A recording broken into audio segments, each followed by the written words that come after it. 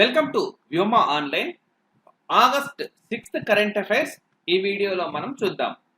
So నిన్న technical problems వల్ల మన క్లాస్ లేట్ కావడం వల్ల క్వశ్చన్స్ ఏమీ ఇవ్వలేదు. సో డైరెక్ట్గా నేను టాపిక్స్కి వెళ్ళిపోతున్నాను. ఈరోజు మళ్ళీ యథావిధిగా పీడిఎఫ్ అలాగే దాంట్లో క్వశ్చన్స్ కూడా ఉంటాయి, వాటిని అటెంప్ట్ చేయండి. సో ఈరోజు నేను డిస్కస్ చేయబోయే టాపిక్స్ ఏమేమి ఉన్నాయంటే, నేషనల్ ఇష్యూస్లో రాజ్యాంగ ధర్మాసనానికి రిజర్వేషన్ల వ్యవహారం చేరింది. సో అగ్రవర్ణాల్లో కూడా పేదలకు 10% రిజర్వేషన్ ఇవ్వాలి అని చెప్పి మరి మనకు 103వ రాజ్యాంగ సవరణ చెప్తూ ఉంది. దీనికి సంబంధించి కొన్ని అంశాలు ఉన్నాయి. రాజ్యాంగ ధర్మాసనానికి వెళ్ళింది, అది ఒకటి చూద్దాం. అలాగే మనకు అయోధ్యలో నిన్న భూమి పూజ జరిగింది. రామాలయ నిర్మాణానికి సంబంధించి ఇది ప్రపంచంలోనే 3వ అతిపెద్ద దేవాలయంగా మారనుంది. మరి ప్రపంచంలో మొదటి అతిపెద్ద దేవాలయం ఏది, రెండోది ఏది, అట్లాగే ప్రపంచంలో అతి పురాతనమైన దేవాలయం ఏది, భారతదేశంలో ప్రస్తుతం ఇంకా పూజలు అందుకుంటున్న దేవాలయాల్లో అతి పాతది ఏది, ఇట్లాంటి జీకే బిట్స్ అన్ని కూడా ఇందులో మనం చర్చిద్దాం. అలాగే మరి దేశంలో ఎత్తైన విమానాశ్రయం ఎక్కడుంది, ఇప్పుడు అది సిఐఎస్ఎఫ్ భద్రతా పరిధిలోకి వచ్చింది. మరి మన దేశంలో ఎత్తైన విమానాశ్రయం లేహ్లో ఉంది. మనకి మరి ప్రపంచంలో ఎత్తైన విమానాశ్రయం ఎక్కడుంది, ప్రపంచంలో ఎత్తైన ప్రాంతాల్లో ఉండే విమానాశ్రయాల్లో భారతదేశ విమానాశ్రయం ఏ స్థానంలో ఉంటుంది, ఇట్లాంటి జీకే బిట్స్ ఇక్కడ. అండ్ కేంద్ర పాలిత ప్రాంతాలుగా జమ్మూ అండ్ కాశ్మీర్, లడాఖ్లు 1 సంవత్సరం పూర్తి చేసుకున్నాయి. దీనికి సంబంధించిన మన జీకే పాయింట్స్. అట్లాగే ఆర్థిక అంశాల్లో రీటైల్ వ్యాపారాన్ని పెంచేందుకోసం ఒక ప్యానెల్ లేదా కమిటీని ఏర్పాటు చేశారు. దీని అధ్యక్షుడు ఎవరు, అసలు దీన్ని ఏర్పాటు చేసింది వ్యవస్థ ఏంటి, ఆ వ్యవస్థకు సంబంధించిన అంశాలు కూడా తెలుసుకుందాం. అండ్ అంతర్జాతీయ న్యూస్ లో వచ్చేసి మనకు ఇంటర్నేషనల్ న్యూస్, లెబనాన్ లో అమ్మోనియం నైట్రేట్ పేలుళ్లకు సంబంధించిన ఇష్యూ. అట్లాగే అణుబాంబు ప్రయోగించి 70 సంవత్సరాలు పూర్తయింది. సో మనకు హిరోషిమాలో, దానికి సంబంధించిన జీకే బిట్స్. అట్లాగే మనకి 2 వార్తల్లో వ్యక్తులు ఉన్నారు. మనకు ముర్ము ఆయన రాజీనామా చేశారు. ఆయన ఎవరు, అసలు ఏ పదవికి రాజీనామా చేశారు, ఈ టాపిక్ చూద్దాం. అట్లాగే ఐసీడబ్ల్యూ అధ్యక్షుడిగా వెంకయ్య నాయుడు, భారత ఉపరాష్ట్రపతి వెంకయ్య నాయుడు నియామకమయ్యారు. అసలు ఇదేంటి, ఈ వ్యవస్థ ఎందుకు ఏర్పాటైంది, ఎవరు ఏర్పాటు చేశారు, ఇవి మనం ఈరోజు డిస్కస్ చేయబోయే అంశాలు. ముందుగా నేషనల్ ఇష్యూస్ తోటి స్టార్ట్ చేద్దాం. National issues, right. So EWS quota అంశానికి సంబంధించి రాజ్యాంగ బెంచ్కు అప్పగించారు. కొత్తగా రాజ్యాంగ ధర్మాసనానికి అప్పగించారు ఈ అంశం అన్నది, రైట్. సో అసలు ఇదేంటి, ఆర్థికంగా వెనుకబడిన వర్గాలకు విద్య, వైద్యం ఈ 2 అంశాల్లో కూడా 10% రిజర్వేషన్ ఇవ్వడం రాజ్యాంగబద్ధమా కాదా అన్న అంశాన్ని మరి 5 సభ్యులతో కూడిన ధర్మాసనానికి సుప్రీంకోర్టు అప్పగించింది. ఎందుకు, దీంట్లో ఏమేమి అంశాలు లిమిట్ ఉన్నాయి అంటే, ఫస్ట్ ఆఫ్ ఆల్ భారతదేశంలో ఏ చట్టం చేసినా, రాజ్యాంగ సవరణ చేసినా సరే, ఏమి చేసినా సరే మనకు చాలా కీలకమైన అంశం ఒకటి ఉంది. ఏంటి అనంటే, రాజ్యాంగాన్ని అతిక్రమించరాదు. ఏమన్నా చేసుకోండి, రాజ్యాంగమే సుప్రీం భారతదేశంలో. మరి ఆ రాజ్యాంగం ఏం చెప్పింది, ఆర్థికంగా సాంఘికంగా వెనుకబడిన వర్గాలకు రిజర్వేషన్లు కల్పించాలి అని చెప్పింది. కానీ 103వ రాజ్యాంగ సవరణ ద్వారా ఆర్థికంగా వెనుకబడిన వర్గాలకు కూడా మనకు రిజర్వేషన్లు ఇవ్వండి అని చెప్పింది. సో ఇది మరి రాజ్యాంగ పరంగా వ్యాలిడిటీ ఉంటుందా ఉండదా అనేది చెక్ చేయాలి, రివ్యూ చేయాలి. సుప్రీంకోర్టుకు రివ్యూ అనేది చేసే అధికారం ఉంటుంది. సో నేను ఇప్పుడు ఒక క్వశ్చన్ అడుగుతూ ఉన్నాను, సమీక్షించడం అన్నమాట. యూట్యూబ్ వేదికగా స్పందించండి. సుప్రీంకోర్టుకు రాజ్యాంగాన్ని సమీక్షించే అధికారం మనకు ఫండమెంటల్ రైట్స్ లో ఏ ఆర్టికల్లో ఉంటుంది, రైట్. క్వశ్చన్ మళ్ళీ అడుగుతున్నాను, సుప్రీంకోర్టుకి మరి పార్లమెంట్ చేసే చట్టాలు రాజ్యాంగాన్ని సమీక్షించదు, పార్లమెంట్ చేసే చట్టాలు, రైట్. పార్లమెంట్ చేసే చట్టాలను ఏ అధికరణంలో భాగంగా సమీక్షించే అధికారం సుప్రీంకోర్టుకు ఉంటుంది. సో దీనికి మీరు ఆన్సర్ సెర్చ్ చేయండి, తెలుసుకోండి. అండ్ లేదా నెక్స్ట్ డే కరెంట్ అఫైర్స్, రేపటి కరెంట్ అఫైర్స్ క్లాస్ వింటే చాలా క్లియర్గా నేను దీని గురించిన డీటెయిల్స్ ఒక క్రొనాలజీ ప్రకారం, పద్ధతి ప్రకారం చెప్తాను. అండ్ షార్ట్గా ఒక క్వశ్చన్ అందులో వచ్చి ప్రతి ఎగ్జామినేషన్లో వస్తుంది. ఆ క్లాస్ వింటే చాలు మీరు ఒక మార్కును సంపాదించినట్టే, రైట్. సో ఇప్పుడు మనకు 103వ రాజ్యాంగ సవరణ ఏం చెప్పింది అంటే, 10% రిజర్వేషన్ అనేది ఆర్థికంగా వెనుకబడిన వర్గాలకు ఇవ్వండి అని చెప్పింది. సో ఇప్పుడు రాజ్యాంగ ధర్మాసనం ఏమి దీన్ని పరిశీలించాలి? నెంబర్ 1, ఆర్థికంగా వెనుకబడిన వర్గాలకు రాజ్యాంగము మరి ఎలాంటి సమ్మతి ఇవ్వలేదు రిజర్వేషన్లకు సంబంధించి. దాని ప్రకారం ఇది ఏ విధంగా మనం వ్యాలిడిటీ చేయొచ్చు. నెంబర్ 2, మరి భారతదేశంలో రిజర్వేషన్లు 50% మించరాదని చెప్పి సుప్రీంకోర్టే చెప్పింది ఇందిరా సహానీ కేసులో. ఇది మొన్న నేను క్వశ్చన్ అడిగాను, చాలా మంది ఆస్పిరెంట్స్ బాగా స్పందించారు దీనికి.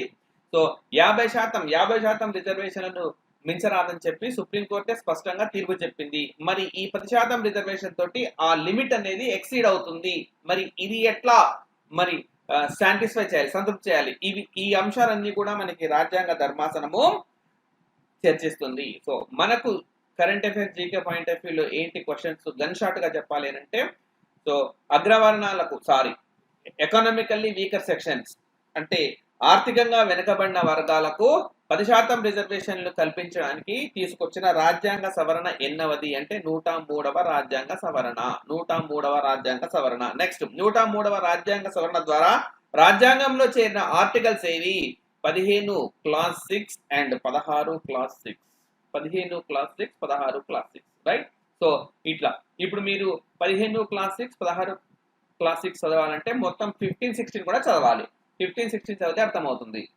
కాబట్టి మీరు కరెంట్ అఫైర్స్ క్లాసెస్ రెగ్యులర్ గా ఫాలో అయితే జిఎస్ పైన పట్టు వస్తుంది. అండ్ రైట్, నేను వ్యోమా ఇన్స్టిట్యూట్ తరఫున మీకు ఒక అష్యూరెన్స్ ఇస్తాను ఏంటంటే, మీరు 3 నెలలుగా రెగ్యులర్ గా మా కరెంట్ అఫైర్స్ క్లాసెస్ ఫాలో అయితే పాలిటీ, ఎకానమీ వీటిల్లో బేసిక్స్ నుంచి అప్ టు డేట్ దాకా మీకు పర్ఫెక్ట్ నాలెడ్జ్ వస్తుంది, రైట్? సో ఆ విధంగా తీర్చిదిద్దగలం. ఎందుకంటే ఒక ఈవెంట్ అనేది డెవలప్ అయినప్పుడు దానికి సంబంధించిన బ్యాక్గ్రౌండ్స్ చాలా విస్తృతంగా జనరల్ స్టడీస్ ను కూడా టచ్ చేస్తూ ఇస్తాం. ఎందుకనంటే రాబోయే మన కాంపిటేటివ్ ఎగ్జామినేషన్ లో పోటీ విస్తృతంగా ఉంటుంది. ఎందుకంటే అటు 2 తెలుగు రాష్ట్రాల్లో గత కొంతకాలంగా నోటిఫికేషన్స్ అనేవి లేవు. కాబట్టి చాలా మంది ఆస్పిరెంట్స్ బాగా చదివి ఎప్పుడు ఎగ్జామ్ వస్తుందో, ఎప్పుడు నోటిఫికేషన్ వస్తుందని సన్నద్ధంగా ఉన్నారు. వాళ్ళతో పోటీ పడాలంటే మనం కరెంట్ అఫైర్స్ ని జనరల్ స్టడీస్ బ్యాక్గ్రౌండ్ గా తీసుకొని, జీకే పాయింట్ ఆఫ్ వ్యూ తీసుకొని అన్ని క్షుణ్ణంగా చదివితే కానీ మనం విజయం సాధించలేం. కాబట్టి రెగ్యులర్ గా మీరు ఈ క్లాసెస్ ని ఫాలో కండి, రైట్? సో ఇది మనకు మొట్టమొదటిగా నేను డిస్కస్ చేసిన అంశం. సో ఇందులో మనకు ఇంపార్టెంట్ పాయింట్స్ ఏమేమి చెప్పినా నేను 103 అమెండ్మెంట్, 15 క్లాస్ 6, 16 క్లాస్ 6 అండ్ ఒక ధర్మాసనానికి అప్పగించింది. అండ్ అడిగిన క్వశ్చన్ గుర్తుంది కదా, భారత రాజ్యాంగంలో ఏ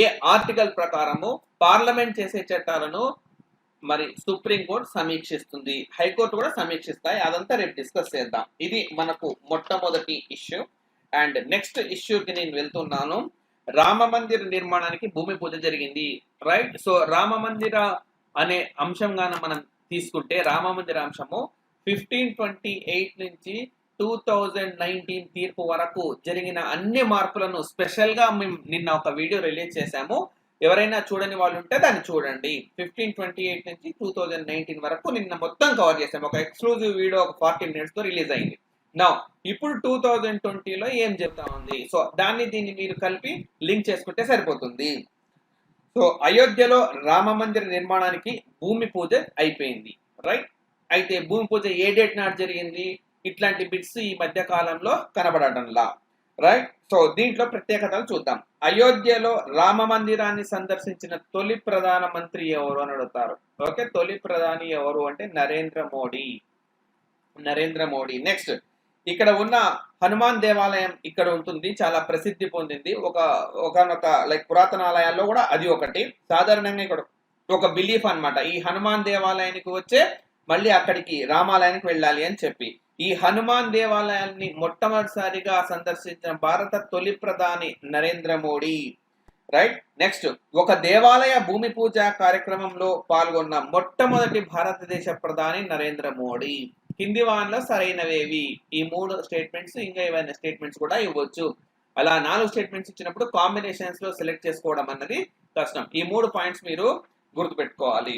అలాగే నిర్మాణం అంటూ పూర్తి అయిపోయిన తర్వాత, ఇది 3-3.5 సంవత్సరాలు పడుతుంది అని చెప్తున్నారు. ఈ నిర్మాణం అంటూ పూర్తయిన తర్వాత ప్రపంచంలోనే 3వ అతిపెద్ద దేవాలయంగా మనకు అయోధ్య రామాలయం నిలవనుంది.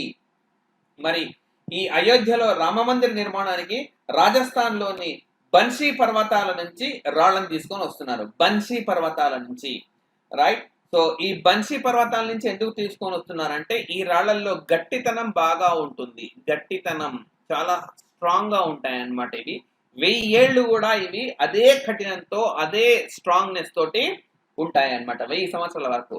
కాబట్టి ఎంత స్థాయి భూకంపం వచ్చినా కూడా ఈ టెంపుల్ సస్టైన్ అయ్యేలా దీన్ని నిర్మాణాన్ని చేపట్టారు, రైట్. సో ఇది మూడో అతిపెద్ద దేవాలయం కాబోతుంది ప్రపంచంలో. మరి ప్రపంచంలో ప్రస్తుతం మొట్టమొదటి అతిపెద్ద దేవాలయం ఏది అంటే అంగర్ వాట్ దేవాలయం.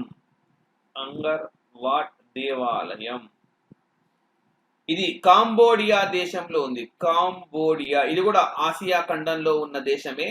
సో భారతదేశానికి తూర్పు వైపుగా ఉంటాయి. తూర్పు వైపుగా మీరు మ్యాప్ చూసి కూడా బాగా నేర్చుకోవాలి. తూర్పు వైపుగా మనకు Cambodia, Laos, Vietnam, Singapore, Malaysia, Thailand, ఇండోర్, బ్రూనై ఇట్లాంటి దేశాలన్నీ మనకు తూర్పు వైపుగా ఉంటాయి. ఈస్టర్న్ నేషన్స్ ఇవన్నీ ఏసియన్ అనే కూటమిలో భాగం. Association of south east Asian nations. Association of south east Asian nations. ఈ దేశాలతోటే సంబంధాలను మెరుగుపరచుకోవడం కోసం మరి పివి నరసింహారావు లుకీస్ట్ అనే పాలసీని తెచ్చారు. లుకీస్ట్ అనే పాలసీని తెచ్చారు. దాన్ని నరేంద్ర మోడీ యాక్టిస్ట్ పాలసీగా మార్చి మరికొంత ముందుకు తీసుకెళ్లాడు, రైట్. బాగా ఇంపార్టెంట్. సో ప్రపంచంలోనే అతిపెద్ద దేవాలయం అంగర్ వాట్ దేవాలయం ఇది కాంబోడియాలో ఉంది.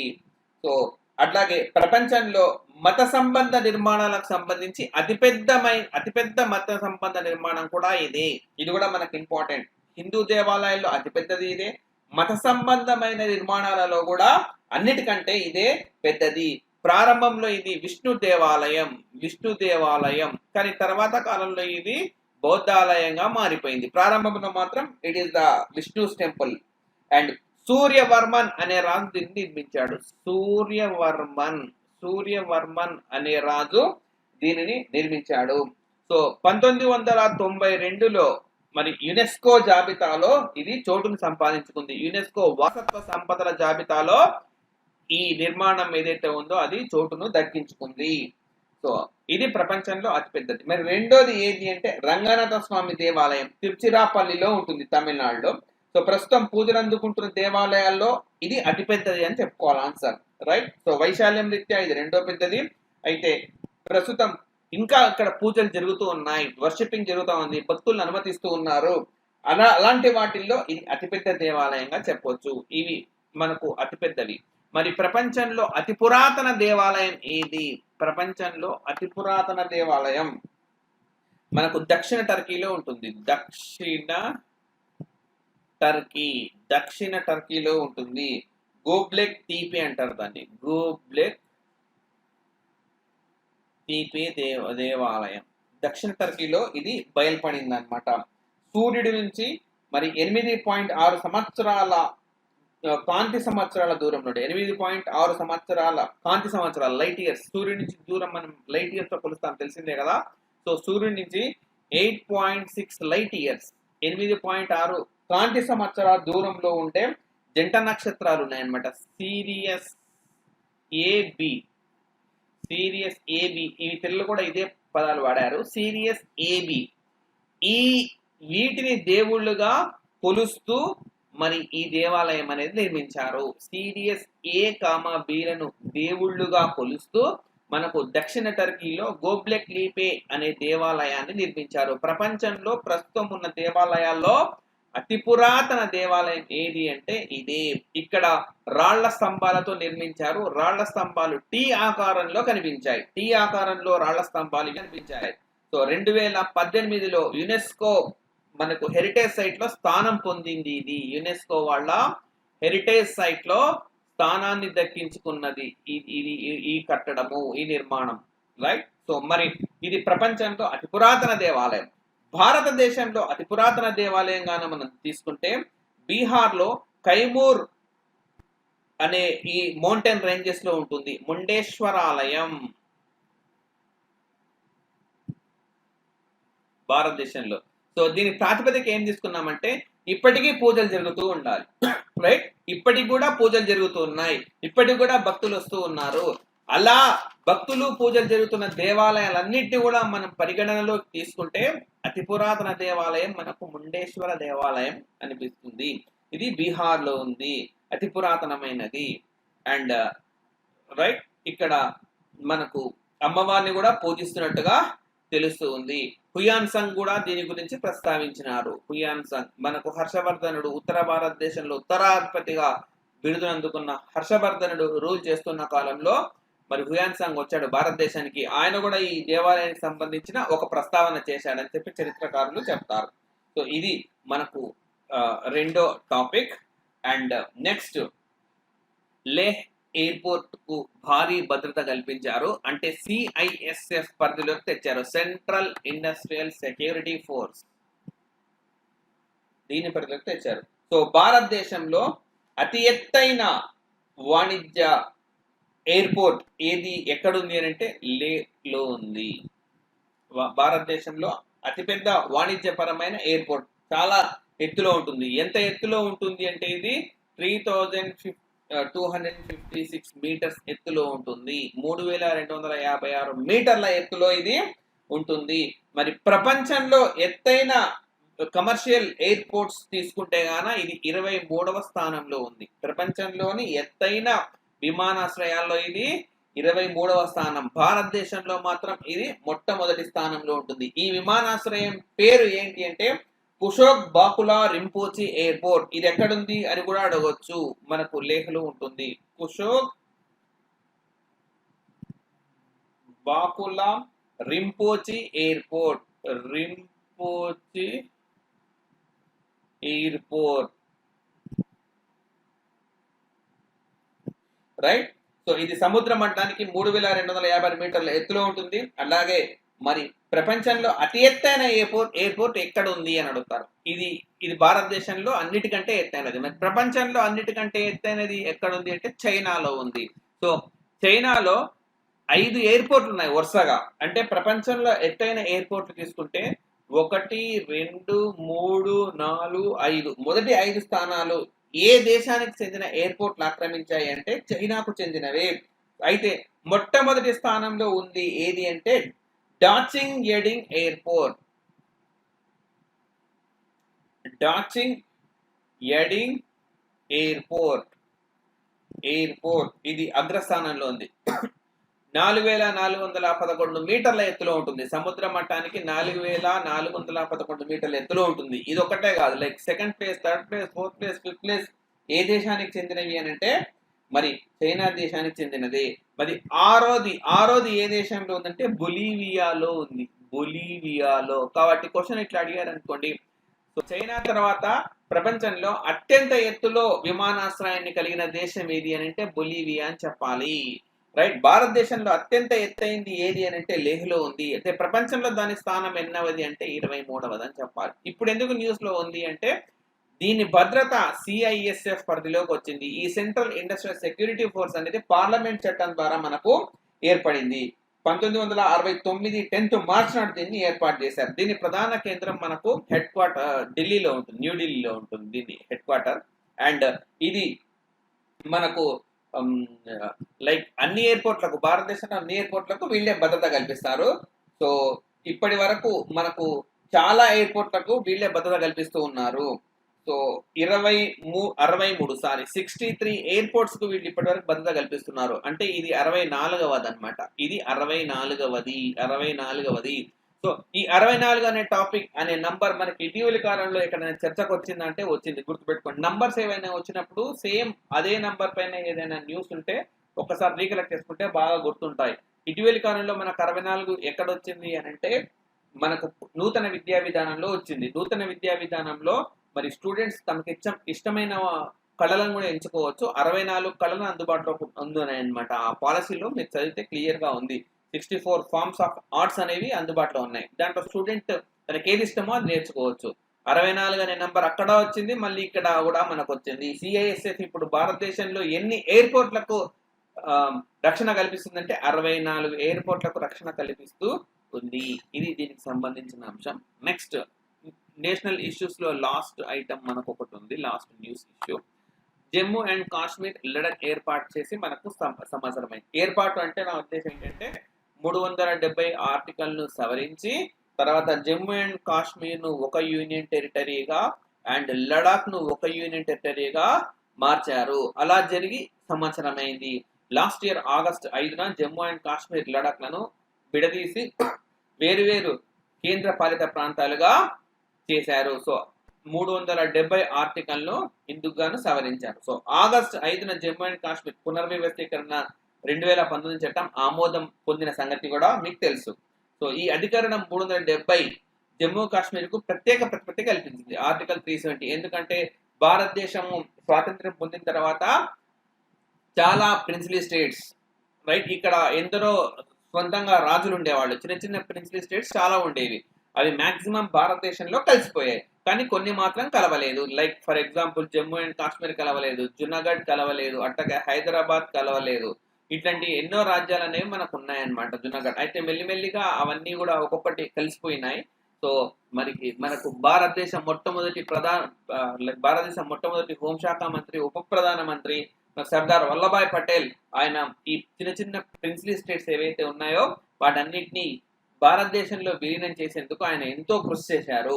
సో అయితే జమ్మూ అండ్ కాశ్మీర్ మాత్రం అటు పాకిస్తాన్ లోను కానీ భారత్ లోను కలవకుండా స్వతంత్రంగా ఉండి తర్వాత కాలంలో కొన్ని రాజకీయ పరిణామాల వల్ల భారతదేశంలో విలీనమైపోయింది. విలీనమైనప్పుడు అది తనకు ఒక స్వయం ప్రతిపత్తి కావాలని చెప్పి కోరుకుంది. అందులో భాగంగా వచ్చిన ఈ స్వయం ప్రతిపత్తి ఆర్టికల్ 370.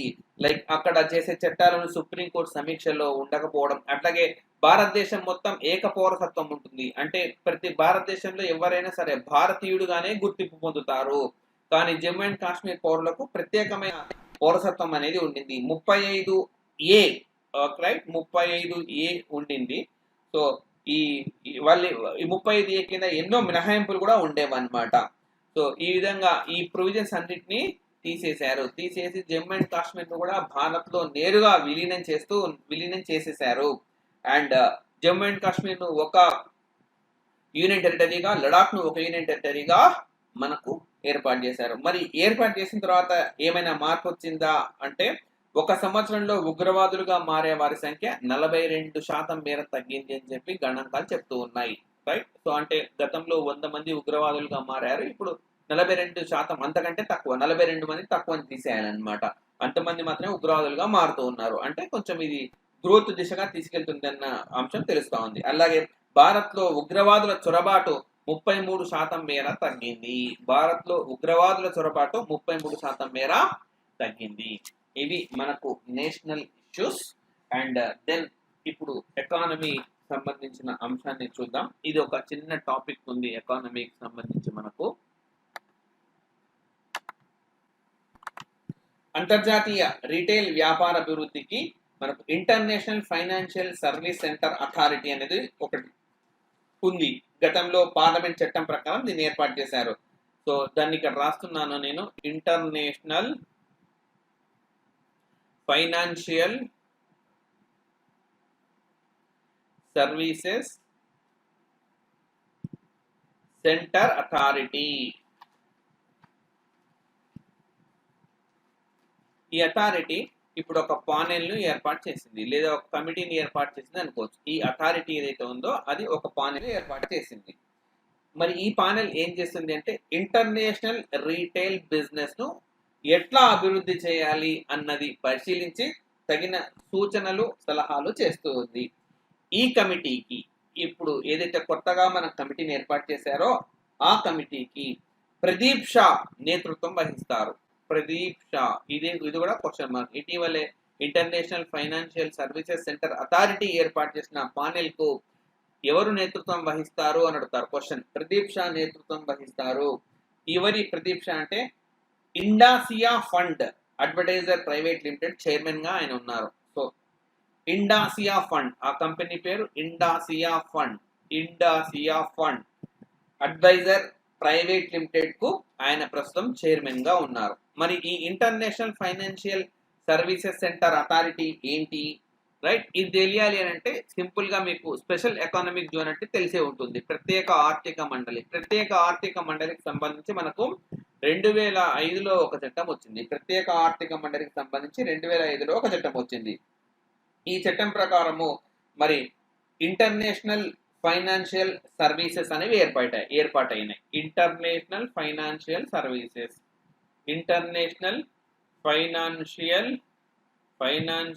సర్వీసెస్ ఏర్పాటైనాయి. దీని ప్రకారము ప్రత్యేక ఆర్థిక మండలి లేదా సెజ్ 2005 ప్రకారం ఇంటర్నేషనల్ ఫైనాన్షియల్ సర్వీసెస్ ఏర్పాటని. ఈ ఇంటర్నేషనల్ ఫైనాన్షియల్ సర్వీసెస్ లో జరుగుతున్న వ్యాపార లావాదేవీలు వీటన్నిటిని నియంత్రించడానికి, కంట్రోల్ చేయడానికి వాటన్నిటికీ ఒక అపెక్స్ ఆర్గనైజేషన్ కావాలి అన్న ఉద్దేశంతో ఏర్పాటు చేసిందే international financial services centre authority. ఇంతకుముందు అది రాసింది నేనే. సో సూక్ష్మంగా చెప్పాలంటే ఏంటంటే స్పెషల్ ఎకానమిక్ జోన్ యాక్ట్, ప్రత్యేక ఆర్థిక మండలి చట్టం 2005 ప్రకారం ఇంటర్నేషనల్ ఫైనాన్షియల్ సర్వీసెస్ ఒకటి ఏర్పాటైంది. వాటన్నిటిని నియంత్రించడం కోసం మనకు international financial services centre authority ఏర్పడింది. ఈ international financial services centre authority ఏర్పాటు చేసింది ఒక పానెల్ ను ఏర్పాటు చేసింది. ఆ పానెల్ ఏం చేస్తుంది? మరి అంతర్జాతీయ రిటైల్ వ్యాపారం భారతదేశంలో ఎలా అభివృద్ధి చెందాలో తగిన సలహాలు, సూచనలను ఇస్తుంది అనమాట. దానికి మనకు ప్రదీప్ షా నేతృత్వం వహించనున్నారు. ఇది మనకు ఎకానమీకి కి సంబంధించిన ఇష్యూ. నౌ ఇంటర్నేషనల్ ఇష్యూ ఒకటి చూద్దాం. సో ఇంటర్నేషనల్ ఇష్యూస్ లో మనకు ముఖ్యంగా లెబనాన్ లో పేలుళ్లకు సంబంధించి ఇది ఒక మ్యాప్ కూడా ఉంది.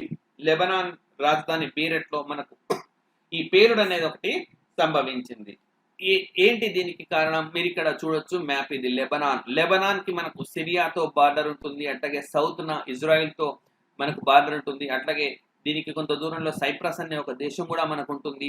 ఇక్కడ పేరిన పేలుడు సైప్రస్ దాకా కూడా సౌండ్ వినిపించిందని చెప్తూ ఉన్నారు. సో ఈ పేలుడుకి కారణం ఏంటి అంటే 2014 నుంచి నిల్వ ఉంచిన అమ్మోనియం నైట్రేట్ ఎలాంటి జాగ్రత్తలు తీసుకోకుండా నిల్వ చేశారు. దీంతో ఇది ఎక్స్‌ప్లాయిటెడ్. మరి ఉద్దేశపూర్వకంగా ఇది పేలిందా లేకపోతే ఏదైనా అనుకోకుండా పొరపాటున జరిగిందా అన్నది ఇంకా మనకు స్పష్టత ఎక్కడ కూడా లేదు. కానీ దాదాపుగా 100కు పైగా మరణించారు, ఎంతో మంది గాయపడ్డారు, తీవ్ర స్థాయిలో నష్టం అనేది జరిగింది. ఇప్పటికే తీవ్ర స్థాయి ఆర్థిక ఇబ్బందులలో కూరుకుపోయిన లెబనాన్ కు మరొక తీరని నష్టాన్ని ఇది మనకు కలిగించిందనమాట. హిరోషిమాలో పేలుడు జరిగి మనకు కరెక్ట్ గా నిన్నటితోటి 70 సంవత్సరాలు పూర్తయింది.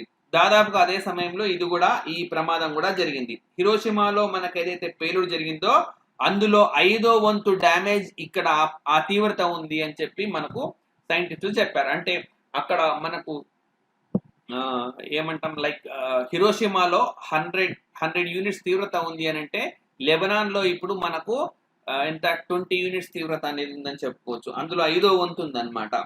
రైట్. సో 2750 టన్నుల అమ్మోనియం నైట్రేట్ ను అక్కడ నిల్వ చేశారు. 2019 అక్టోబర్ నుంచి మనకు ఈ లెబనాన్ దేశం చాలా ఇబ్బందుల్లో కొనసాగుతూ ఉంది అనమాట. 2019 నుంచే ఇబ్బందుల్లో ఉంది. మనకు మీకు గుర్తుంటే లేదా మీకు తెలుసుంటే 2011లో మనకు అరబ్ విప్లవం అనేది ఒకటి వచ్చింది. అరబ్ దేశాల్లో దాదాపుగా చాలా దేశాలకు సంబంధించిన రాజ్యాధినేతలను మార్చేశారనమాట. అదే విధంగా 2019లో మనకు లెబనాన్ లో కూడా అక్టోబర్ విప్లవం వచ్చింది. ఇప్పుడు కూడా అక్టోబర్ విప్లవం ఆ దేశంలో కొనసాగుతూనే ఉంది. అక్టోబర్ విప్లవం వచ్చింది.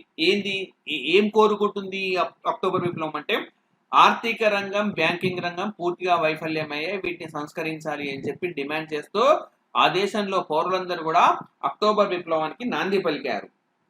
రైట్. ఆ ప్రాబ్లం ఒకటి కొనసాగుతూ ఉంది.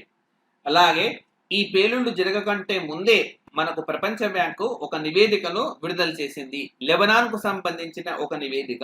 ఏంటంటే ఆ నివేదిక ప్రకారం 40% మంది ప్రజలు లెబనాన్ లో పేదరికంలోకి వెళ్ళిపోతారు. ఎందుకంటే ఉద్యమాలు అక్కడ జరుగుతూ ఉన్నాయి అండ్ కోవిడ్ విస్తరణిస్తున్న నేపథ్యంలో అంతర్జాతీయ స్థాయిలో వ్యాపార లావాదేవీలు బాగా ఇబ్బందికరంగా మారాయి. ఆర్థిక అండ్ బ్యాంకింగ్ రంగం కుదేలయ్యింది ఆ దేశంలో. 40% మంది లెబనాన్ లో ఉండే 40% మంది ప్రజలు పేదరికంలోకి కూరుకుపోతారు అని చెప్పింది. మరి ఇప్పటికే ఆ దేశం కరెన్సీ ఏదైతే ఉందో చాలా మేర విలువ కోల్పోయింది. లెబనీస్ పౌండ్ డాలర్ తో పోలిస్తే తీవ్ర స్థాయిలో పతనం చెందింది. అట్లాగే ఫారెక్స్ రిజర్వ్లు అన్ని కూడా అడుగంటిపోయాయి. విదేశీ కరెన్సీ నిల్వలు ఏవైతే ఉన్నాయో ఆ దేశంలో పూర్తిగా అడుగంటిపోయాయి. అలాగే డెట్ టు జీడిపి ఆ దేశంలో దారుణంగా ఉంది. డెట్ టు జీడిపి అంటే ఏంటి? డెట్ టు జీడిపి అని అంటే మీరు ఎంత అప్పు ఉన్నారు, మీరు ఎంత సంపాదిస్తున్నారు అని. ఒక్క మాటలో చెప్పాలంటే డెట్ టు జీడిపి అనే కాన్సెప్ట్ చాలా ఇంపార్టెంట్. డెట్ టు జీడిపి అంటే మీరు ఎంత అప్పు ఉన్నారు, మీరు ఎంత సంపాదిస్తున్నారు. లైక్ ఫర్ ఎగ్జాంపుల్ మీరు 20 రూపీస్ అప్పు చేశారు, మీరు 100 రూపీస్ సంపాదిస్తున్నారు. కాబట్టి మీ డెట్ టు జీడిపి 20/100 ఇలా ఉంటుంది. డెట్ టు జీడిపి మీరు 50 రూపీస్ అప్పు చేస్తున్నారు, 100 రూపీస్ సంపాదిస్తున్నారు. Debt to GDP 50/100. అలాగే మరి 200 రూపీస్ అప్పు చేశారు, మీరు సంపాదిస్తూ మాత్రం కేవలం 100. ఇది కూడా డెట్ టు జీడిపినే. సో అట్లా డెట్ టు జీడిపి అంటాం. అప్పులు versus GDP. Debt to GDP, అప్పులు జీడిపి. ఈ లెబనాన్ దేశం పరిస్థితి దారుణంగా ఉంది అని చెప్పింది. డెట్ టు జీడిపి విషయంలో ప్రపంచంలో లెబనాన్ 3వ స్థానంలో ఉంది. అంటే దారుణంగా, అంటే సంపాదిస్తున్న దానికంటే కూడా ఎక్కువ అప్పులు ఉన్న దేశాల జాబితాలో లెబనాన్ ఎన్నో స్థానంలో ఉంది అంటే 3వ స్థానంలో ఉంది. మరి ఫస్ట్ ప్లేస్ లో ఎవరుంది అంటే జపాన్ ఉంది. చాలా మంది ప్రాబబ్లీ జపాన్ ఇస్తే ఆన్సర్ పెట్టకపోవచ్చు, ఎందుకంటే జపాన్ బాగా డెవలప్ అయిన కంట్రీ, ఇండస్ట్రియల్ గా డెవలప్డ్ కంట్రీ కదా, జపాన్ ఎందుకు ఉంటుంది అని పెట్టకపోవచ్చు. కానీ ఫస్ట్ ప్లేస్ లో ప్రస్తుతం జపాన్ ఉంది. 2019 జూన్ లో మనకు వరల్డ్ బ్యాంక్ ఇచ్చిన రిపోర్ట్, అదే లేటెస్ట్ రిపోర్ట్. దాని తర్వాత రిపోర్ట్ రాలేదు, అండ్ అది వచ్చినప్పుడు మారితే మనం అప్డేట్ చేసుకోవచ్చు. మరి జపాన్ లో ఎంత తప్పు ఉందంటే జపాన్ ఎక్కువగా ప్రజల నుంచి రుణాలను సేకరిస్తుంది అనమాట. అందుకే అది ఈ డెట్ టు జీడిపి ప్లేస్ లో ఫస్ట్ ప్లేస్ లో ఉంది. మరి సెకండ్ ప్లేస్ లో ఎవరున్నారు అంటే గ్రీస్ ఉంది. Grace right. 3వ ప్లేస్ లో ఎవరున్నారు? లెబనాన్. 3వ ప్లేస్ లో లెబనాన్ ఉంది. డెట్ టు జీడిపి రేషియోలో మనకు లెబనాన్ 3వ స్థానంలో ఉంది. First place Japan, second place Greece. మరి ఈ డెట్ టు జీడిపి రేషియోలో మరి మెరుగైన స్థానంలో అతి తక్కువ ఉన్న దేశాలు ఏది అంటే బ్రూనై. బ్రూనై కేవలం 2.4% మాత్రమే ఉంటుంది అక్కడ డెట్ టు జీడిపి. అంటే 100 రూపాయలు సంపాదిస్తే 2 రూపాయలు 40 పైసలు మాత్రమే అప్పు చేస్తుంది ఆ దేశం. సో ఈ విధంగా ఉంది. మరి ఈ భారత్ లో అమ్మోనియం నైట్రైట్ దిగుమతి చేసుకుంటామా మనం అంటే దిగుమతి చేసుకుంటాం. ఎస్, భారతదేశం కూడా అమ్మోనియం నైట్రైట్ అనేది దిగుమతి చేసుకుంటుంది. కొన్ని మెడిసిన్స్ లో వాడడానికి దీన్ని దిగుమతి చేసుకుంటారు. భారతదేశంలో అమ్మోనియం నైట్రేట్ ను దిగుమతి చేసుకునే ఏకైక ప్రాంతం ఏది అంటే విశాఖపట్నం. తెలుగు రాష్ట్రమైన విశాఖపట్నం అమ్మోనియం నైట్రేట్ కేవలం ఇక్కడ మాత్రమే దిగుమతి చేసుకుంటారు. ఇంకే నౌకాశ్రయానికి ఇది వెళ్ళదు. సో మరి ఈ భారత్ లో అమ్మోనియం తయారీ, ప్యాకింగ్, ఎక్స్పోర్ట్, అట్లాగే ట్రాన్స్పోర్ట్, స్టాక్, విక్రయం వీటన్నిటి కూడా ఉపయోగిస్తారు. మరి ఇది కూడా చాలా డేంజర్ కాబట్టి భారతదేశంలో అమ్మోనియం నైట్రేట్ నిబంధనలు 2012 అనేది ఒకటి తీసుకొని వచ్చారనమాట. అమ్మోనియం నైట్రేట్ నిబంధనలు అని చెప్పి 2012లో చేశారు. దీని ప్రకారం ఎక్కువ జనాభా ఉండే ప్రాంతాల్లో నిల్వ ఉంచరాదు. అది ఎందుకంటే ఇప్పుడు మనకు ఆల్రెడీ తెలిసింది ఆ దేశంలో ఎంత ప్రమాదానికి దారితీసిందో. అలాంటి ప్రమాదాలు జరగకుండా ఉండాలంటే మరి నిబంధనలు కఠినంగా ఉండాలి. కాబట్టి అందులో ఫస్ట్ ప్రొవిజన్ ఏంటి అంటే ఎక్కువ జనాభా ఉండే ప్రాంతాల్లో నిల్వ ఉంచడం చట్టవిరుద్ధంగా ప్రకటించారు. అట్లాగే పెట్రోలియం పేలుడు ఈ అమ్మోనియం నైట్రేట్ నిల్వ చేయాలంటే మనకు పర్మిషన్ ఇచ్చే సంస్థ ఏది అంటే పేలుడు పదార్థాల భద్రతా సంస్థ, పేసో అంటాం. పెట్రోలియం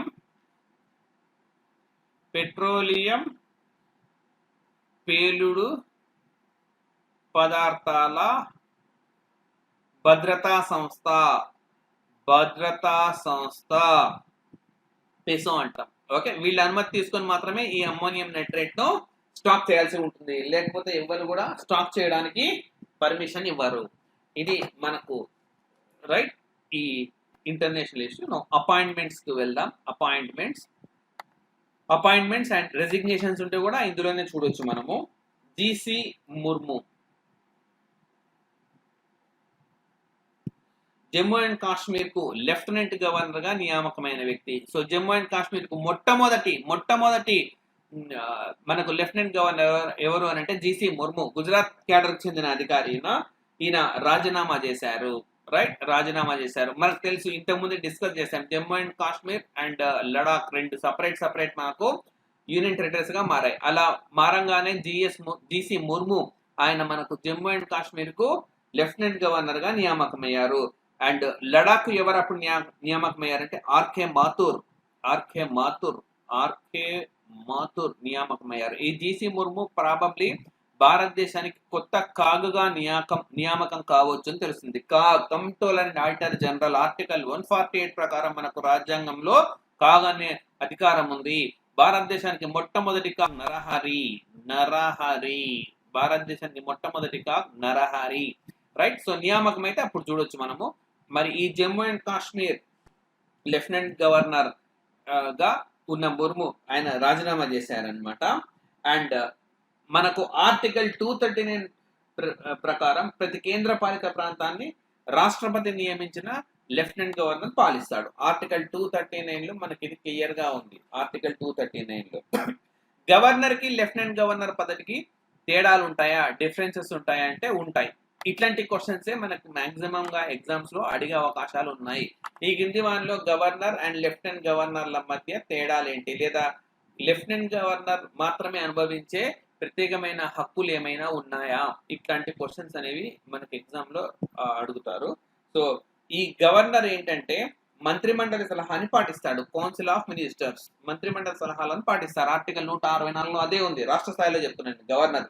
మరి లెఫ్టినెంట్ గవర్నర్ ఏంటి అంటే అన్ని విషయాల్లో మంత్రిమండలి సలహాలను తీసుకోవాల్సిన అవసరం లేదు. అన్ని విషయాల్లో మంత్రిమండలి సలహాలు తీసుకోవాల్సిన అవసరం లేదు. స్వతంత్రంగా కొన్ని పనులు చేయొచ్చు. అంటే లెఫ్టినెంట్ గవర్నర్ కే కొంచెం పవర్ ఉందని చెప్పుకోవచ్చు. గవర్నర్ కి ఆ ఛాన్స్ లేదు.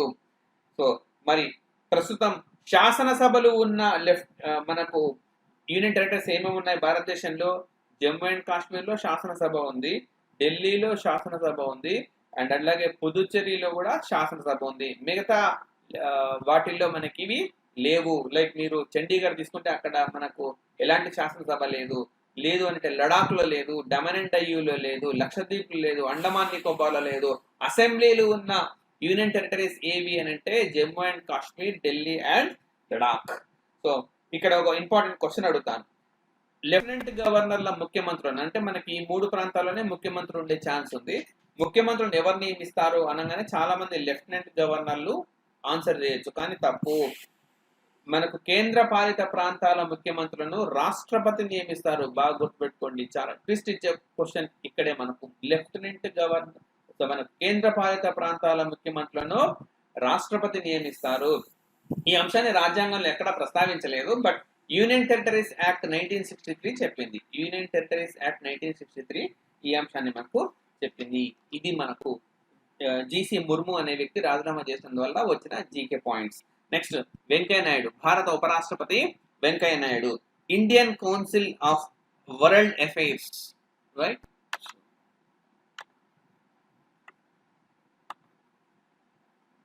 Indian council of world affairs ఈ ఆర్గనైజేషన్ కు మరి అధ్యక్షుడిగా నియామకమయ్యారు. నిజం చెప్పాలంటే ఇట్లా నియమించాల్సిన అవసరం లేదు. ఉత్తర్వులు ఇచ్చింది నిన్న గవర్నమెంట్, ఉత్తర్వులు ఇవ్వాల్సిన అవసరం లేదు. ఈ ఆర్గనైజేషన్ కి ఎప్పటి నుంచో భారత ఉపరాష్ట్రపతి ఎక్స్ అఫిషియో చైర్మన్ గా కొనసాగుతున్నారు. అట్లాగే ఎక్స్ అఫిషియో వైస్ చైర్మన్ గా మనకు ఉపాధ్యక్షుడిగా ఎవరుంటారంటే భారత విదేశాంగ శాఖ మంత్రి ఉంటారు. ఇప్పుడు భారతదేశానికి ప్రస్తుత విదేశాంగ శాఖ మంత్రి ఎవరు? జయశంకర్. సో ఆయనే కొనసాగుతారు అనమాట. ఇది చెప్పాల్సిన అవసరం లేదు. ఎక్స్ అఫిషియో చైర్మన్ ఇవి. సో మరి ఈ ICWA international council of world affairs అనేది ఒక థింక్ ట్యాంక్ లాంటిది. నీతి ఆయోగ్ ఎట్లయితే థింక్ ట్యాంక్ అంటే ఒక మేధాపరమైన సంస్థ, సలహాలు సూచనలు ఇస్తూ ఉంటుంది. సేమ్ ఇది అదే పని చేస్తుంది అన్నమాట. అయితే ఏ విషయంలో అంటే అంతర్జాతీయ సంబంధాలు, విదేశీ వ్యవహారాలు, international relations and like బైలిటరల్ issues, విదేశీ వ్యవహారాల్లో అధ్యయనం చేసి తగిన సలహాలు సూచనలు ఇస్తుంది. పాటించకపోవడం అనేది ప్రభుత్వం ఇష్టం అన్నమాట. సో దీనికి ఎప్పుడు కూడా భారత ఉపరాష్ట్రపతి నేతృత్వం వహిస్తారు. కాకపోతే ఒక ఆర్డర్ రూపంలో ఇవ్వాల్సి ఉంటుంది అన్నమాట. అది నిన్న ఇచ్చారు. అండ్ మరి ఇది ఈ international council of world affairs ను ఎప్పుడు ఏర్పాటు చేశారు భారతదేశంలో అంటే స్వాతంత్రం రాకముందే 1943లోనే దీన్ని ఏర్పాటు చేశారు. 1943లోనే ఎస్టాబ్లిష్ చేశారు. అప్పటి నుంచి ఇదే పని చేస్తూ ఉందన్నమాట. ఇది ఎవరు దీన్ని ఎస్టాబ్లిష్ చేశారంటే తేజ్ బహదూర్ సప్రు. రాజ్యాంగ సభలో కూడా కీలక పాత్ర పోషించారు తేజ్ బహదూర్ సప్రు. మరి జాతీయోద్యమంలో పాల్గొన్నారు తేజ్ బహదూర్ సప్రు. ఆయన గృహంలోనే ఈ కార్యాలయం కూడా ఉంటుంది. సో అందుకే లైక్ దీన్ని సప్రూ ఆఫీస్ అని కూడా అంటారు. తేజ్ బహదూర్ సప్రూ అనమాట. ఈ సంస్థ, ఈ ఆర్గనైజేషన్ వ్యవస్థాపకుడు కూడా ఆయన చెప్పుకోవచ్చు. రైట్. సో ఇవి ఈ రోజు కరెంట్ అఫైర్స్. సో అడిగిన క్వశ్చన్ గుర్తుంది కదా, దానికి ఆన్సర్ చేయండి. అలాగే ఈ రోజు కరెంట్ అఫైర్స్ సంబంధించి పీడిఎఫ్ లో క్వశ్చన్స్ కూడా ఉంటాయి, వాటిని కూడా అటెంప్ట్ చేయండి. వాటికి సంబంధించిన ఆన్సర్స్ రేపటి క్లాస్ లో నేను డిస్కస్ చేస్తాను. Thank you.